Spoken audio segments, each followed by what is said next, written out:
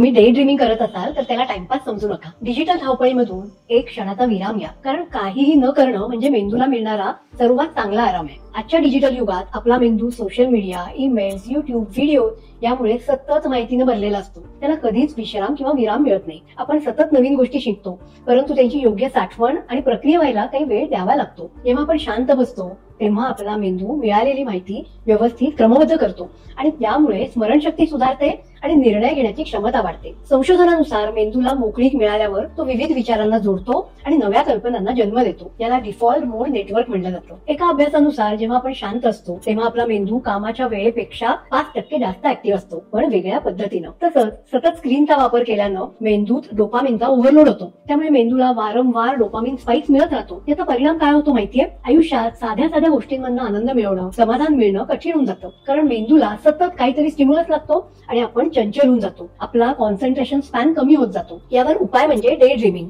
गच्चीवर जाऊन निवांत आकाशाकडे बघणं. तुम्हाला असं वाटेल की आपला वेळ वाया जातोय, पण ही तुमच्या मेंदूची क्रिएटिव्हिटी जिम आहे. काही वेळ शांत बसल्याने मेंदू रिसेट होतो. हा बदल तुमच्या लाईफस्टाईल मध्ये नक्की करून बघा. व्हिडिओ आवडला असेल तर पुढे नक्की शेअर करा. लाईफस्टाईलशी संबंधित आजारांना कसं मॅनेज करावं यासंबंधी माहिती हवी असेल तर मला जरूर मेसेज करा.